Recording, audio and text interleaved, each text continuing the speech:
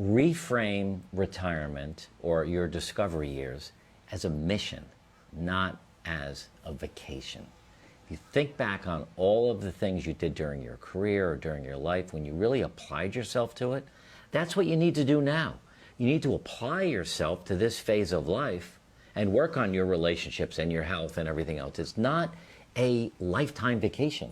You know, I think another perspective that aligns really well with that is to think about your age, not in terms of your readiness to do things, but think about your age in terms of how aligned are you with the things you want to do, not how old you are and what you can and can't do. Right. We run into a lot of people that say, you know, you guys started a YouTube. I could never. Well, I'm here to tell you could, because we did. Right. You know, we run into a lot of people that said to me, you know, you're starting to play golf at 58 years old. I would never. And I'm like, you could.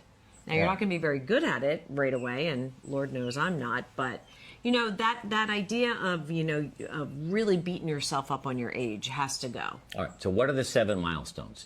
You can't retire until you have these 7 in place. The first one is you need to have a clear vision of what this phase of life is going to be like. You cannot just wing it. This has to come first.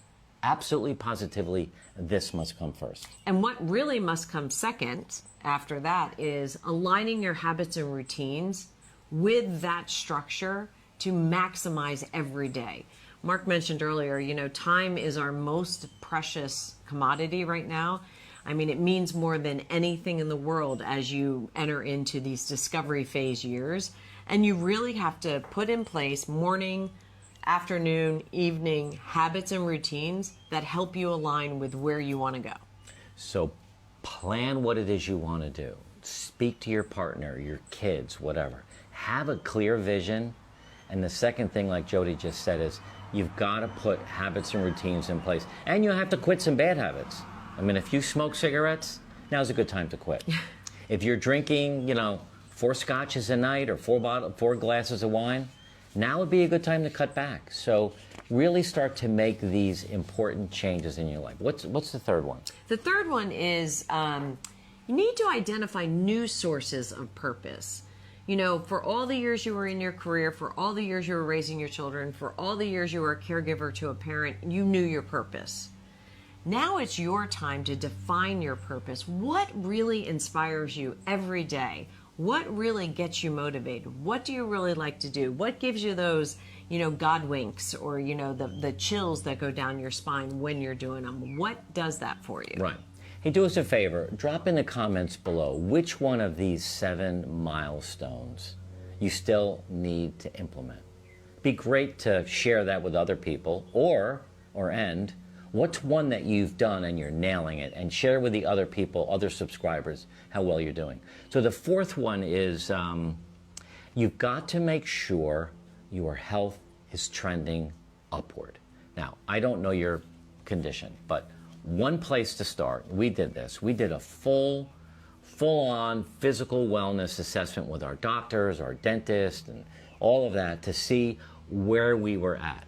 And I'm not perfect. I've got heart disease. I had prediabetes at one point, high cholesterol. So that's trending downward. So we are doing things to turn that around and trend upwards. We just did in January of this year, we did a clean 30. So we had no alcohol, no starch, and no sugar for a month.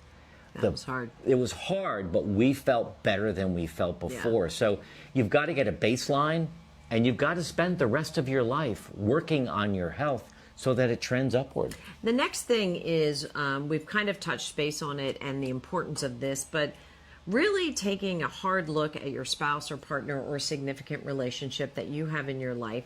And is it where you want it to be? And what could you do in collaboration with the other person to make it even better?